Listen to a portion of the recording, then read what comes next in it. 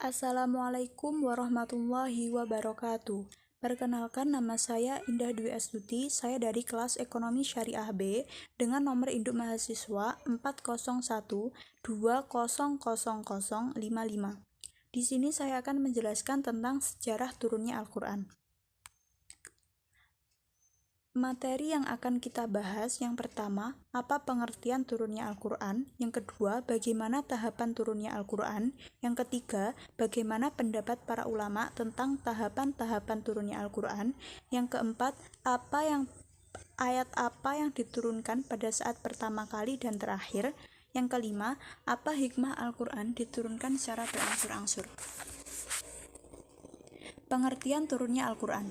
Secara mazazi, turunnya Al-Quran diartikan sebagai pemberitahuan dengan cara dan sarana yang dikehendaki Allah Subhanahu wa Ta'ala, sehingga dapat diketahui oleh para malaikat bil Lauhil Mahfudz dan oleh Nabi Muhammad SAW di dalam hatinya yang suci. An-nuzul secara bahasa berarti al-hulul, yaitu penurunan. An-nuzul juga bermakna bergeraknya sesuatu dari atas ke bawah. Dengan demikian, an-nuzul adalah proses turunnya pemberitaan dengan melalui lafaz-lafaz dalam bentuk huruf. Maksudnya, turunnya yang membawa Al-Quran, baik turunnya ke langit dunia maupun kepada Nabi Muhammad SAW. Oleh karenanya, Al-Quran memiliki 3 periode, yaitu 1. Ketika di Bait Al-Mahfudz, Lauhul Mahfudz. Yang kedua, kemudian diturunkan ke langit dunia atau Bait Al-Izzah. Yang ketiga, diturunkan kepada Nabi Muhammad SAW. Tahapan turunnya Al-Quran. Turunnya Al-Quran sekaligus. Allah Subhanahu wa Ta'ala berfirman dalam surat Al-Baqarah ayat 185 yang berbunyi, Bismillahirrahmanirrahim. Sahrul ladzi ramadhana unzila fihil qur'anu hudal linnasi wa bayyinatim minal huda wal furqan, yang artinya bulan Ramadan, bulan yang di dalamnya diturunkan permulaan Al-Quran sebagai petunjuk bagi manusia dan penjelasan-penjelasan mengenai petunjuk itu dan pembeda antara yang hak dan yang batil. Quran surat Al-Baqarah ayat 185. Allah Subhanahu wa Ta'ala berfirman dalam surat Al-Qadar ayat 1 yang berbunyi, Inna anzalnahu fi lailatul qadar, yang artinya sesungguhnya kami telah menurunkannya Al-Quran pada malam kemuliaan. Allah Subhanahu wa Ta'ala juga berfirman dalam surat Ad-Dukhan ayat 3 yang berbunyi, Inna anzalnahu fi lailatin mubarakatin inna kunna munzirin, yang artinya sesungguhnya kami menurunkan pada suatu malam yang diberkahi. Yang kedua, turunnya Al-Quran secara bertahap atau berangsur-angsur. Allah Subhanahu wa Ta'ala berfirman dalam Al-Quran yang artinya, dan sesungguhnya Al-Quran ini benar-benar diturunkan oleh Tuhan semesta alam.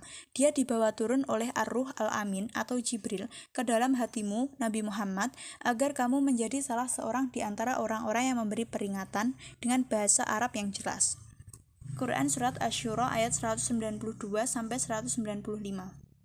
Penjelasan secara berangsur-angsur terdapat dalam firman Allah Subhanahu wa Ta'ala, Quran Surat Al-Isra ayat 106 yang berbunyi, Bismillahirrahmanirrahim. Wa Qur'anan faraqnahu litaqra'ahu 'alan nasi 'ala muqsim wa nazzalnahu tanzilan, yang artinya, dan Al-Qur'an itu telah kami turunkan dengan berangsur-angsur agar engkau Muhammad membacakannya kepada manusia perlahan-lahan, dan kami menurunkannya secara bertahap.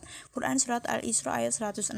Maksudnya, kami telah menjadikannya turun Al-Quran itu secara berangsur-angsur, agar kamu membacakannya kepada manusia secara perlahan dan teliti, dan kami menurunkannya bagian demi bagian sesuai dengan peristiwa-peristiwa dan kejadian-kejadian. Pendapat ulama tentang tahapan-tahapan turunnya Al-Quran. Yang pertama, turunnya Al-Quran ke Baitul Izzah di langit dunia agar para malaikat menghormati kebesarannya. Kemudian sesudah itu, Al-Quran diturunkan kepada Rasul kita, Nabi Muhammad, secara bertahap selama 23 tahun sesuai dengan peristiwa-peristiwa dan kejadian-kejadian sejak ia diutus sampai wafatnya. Al-Quran diturunkan sekaligus ke langit dunia, Dzarul Izzah, pada malam Lailatul Qadar, kemudian diturunkan dengan cara berangsur-angsur sepanjang kehidupan Nabi Shallallahu Alaihi Wasallam setelah beliau diangkat menjadi Nabi di Mekah dan Madinah sampai beliau wafat. Mazhab kedua, permulaan turunnya Al-Quran kepada Rasulullah Shallallahu Alaihi Wasallam. Permulaan turunnya Al-Quran itu dimulai pada malam Lailatul Qadar di bulan Ramadan yang merupakan malam yang diberkahi. Kemudian turunnya itu berlanjut setelah itu secara bertahap sesuai dengan kejadian dan peristiwa-peristiwa selama kurang lebih 23 tahun. Dengan demikian, Al-Quran hanya satu macam turun, yaitu turun secara bertahap kepada Rasulullah Shallallahu Alaihi Wasallam. Mazhab yang ketiga berpendapat bahwa Al-Quran diturunkan ke langit dunia selama 23 malam Lailatul Qadar, yang pada setiap malamnya, selama malam-malam Lailatul Qadar itu, ada yang ditentukan Allah untuk diturunkan setiap tahunnya, dan jumlah wahyu yang diturunkan ke langit dunia di malam Lailatul Qadar untuk masa 1 tahun penuh itu kemudian diturunkan secara berangsur-angsur kepada Rasulullah Shallallahu Alaihi Wasallam sepanjang tahun. Mazhab ini adalah hasil ijtihad sebagian mufasir. Ayat pertama dan terakhir yang diturunkan. Ayat yang pertama turun. Menurut pendapat yang terkuat mengatakan bahwa ayat yang mula pertama kali turun kepada Rasulullah Shallallahu Alaihi Wasallam adalah 5 ayat permulaan dari surat Al-Alaq yang berbunyi A'udzubillahi minasyaitonirrajim. Bismillahirrahmanirrahim. Iqra' bismi rabbikal ladzi khalaq. Khalaqal insana min 'alaq. Iqra' wa rabbukal akram. Alladzi 'allama bil qalam. 'Allamal insana ma lam ya'lam. Yang artinya, bacalah dengan nama Tuhanmu yang menciptakan. Dia telah menciptakan manusia dari segumpal darah. Bacalah dan Tuhanmulah yang Maha Pemurah, yang mengajar dengan perantaran kalam. Dia mengajar kepada manusia apa yang tidak diketahuinya. Quran Surat Al-Alaq ayat 1-5. Ayat yang terakhir turun. Ayat yang terakhir diturunkan ialah Surat Al-Baqarah ayat 281 yang berbunyi Bismillahirrahmanirrahim. Wattaqu yawman turja'una fihi ilallah. Pendapat ini merupakan pendapat yang benar dan kuat menurut hasil seleksi para ulama yang diantara tokohnya As-Suyuti. Pendapat ini dikutip dari seorang tokoh umat, Abdullah bin Abbas, yang diriwayatkan oleh Nasai dari Ikrimah dari Ibnu Abbas yang menyebutkan bahwa ayat Al-Quran yang terakhir diturunkan ialah ayat Wattaqu yawma turja'una fihi ilaih. Hikmah Al-Quran diturunkan secara berangsur-angsur. Yang pertama, untuk menguatkan hati. Allah sengaja menurunkan Al-Quran secara berangsur-angsur bertujuan untuk meneguhkan hati Rasulullah. Sebab wahyu yang turun secara bertahap menurut peristiwa, kondisi dan situasi yang mengiringinya tentu akan lebih kuat, menancap dan terkesan di hati sang penerima wahyu tersebut, yakni Rasulullah. Yang kedua, untuk menantang orang-orang kafir yang mengingkari Al-Quran. Orang-orang kafir menganggap aneh jika kitab suci diturunkan secara berangsur-angsur. Kemudian Allah menantang mereka untuk membuat satu surat saja yang sebanding. Ternyata orang-orang kafir tersebut tidak sanggup membuatnya seperti Al-Quran, apalagi untuk membuat satu kitab langsung jadi dan lengkap. Yang ketiga, supaya mudah hafal dan dipahami.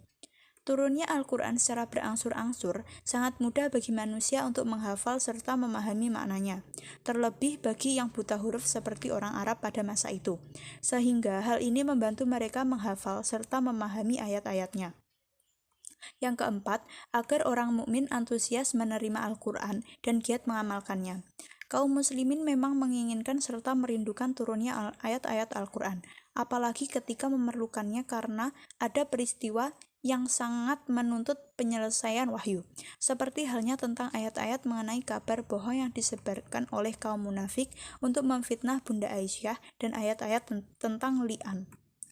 Yang kelima, mengiringi kejadian di masyarakat secara bertahap dalam menetapkan suatu hukum.